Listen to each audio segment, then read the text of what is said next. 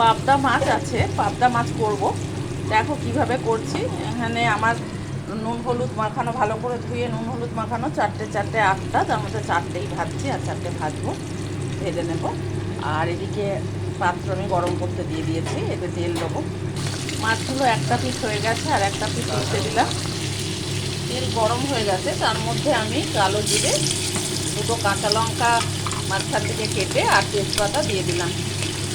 কালো জিরের গন্ধটা বেরোতেই আমি যে মশলাটা করে রেখেছি, দু ধরনের সর্ষে, কালো সর্ষে, সাদা সর্ষে আর একটু পোস্ত, তাতে আমি চারটে কাঁচা লঙ্কা আর একটু নুন দিয়ে আমি পেস্ট করে নিয়েছি একটা। মিক্সি ভেজানো জলটাও দিয়ে দেবো। একটু ভাজা ভাজা মতো হলো, তার মধ্যে আমি মিক্সি ধোয়া জলটা দিয়ে দিলাম। চারটে মাছ তুলে নিলাম, ভাজা হয়ে গেছে। বাকি চারটে এবার ভেজে নেবো ওই প্রসেস করে।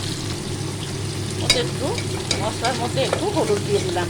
আর কিন্তু আমি কোনো মশলার লাল লঙ্কা ব্যবহার করছি না, কেন কি আমি এতে কাঁচা লঙ্কা অনেকগুলোই দিয়েছি বাটনাতে। এই মাছগুলো আবার উল্টে দেবো।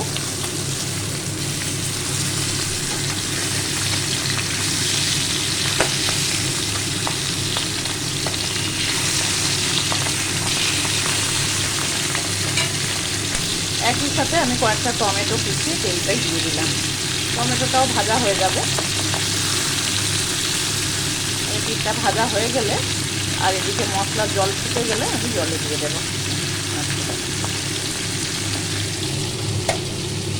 দেখো দেখো মাছগুলো ভালোই ভাজা হয়ে গেছে। এবার আমি সব কয়টা মাছ এক জায়গায় করে দিলাম।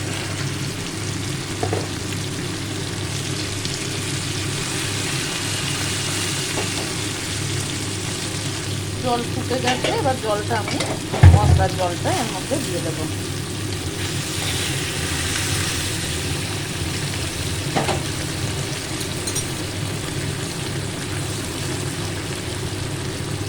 ধনে পাতাগুলো সব তুলে ফেলে দিলাম।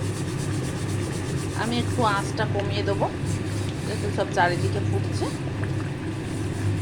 একটু ফুটে যাক, তারপর আঁচটা কমাবো। এবার আমি ধনে পাতা কুচি ওপর থেকে ছড়িয়ে দেবো। দেখো গ্যাসটা কমিয়ে দিলাম, আস্তে আস্তে আবার হবে, হয়েই এসছে। খুব বেশি ফোটাবো না। ধনে পাতাগুলো দিয়ে দিলাম ওপর থেকে। রান্না কমপ্লিট। এবার একটা ঢাকনা দিয়ে ঢেকে দেবো, ঢেকে গ্যাস বন্ধ করে দেবো। নমস্কার বন্ধুরা, আবার দেখা হবে অন্য মেনু নিয়ে। তোমরা চাইলে ওপর থেকে একটু কাঁচা সর্ষের তেল দিতে পারো, কিন্তু আমি আর দিলাম না, এটাই যথেষ্ট।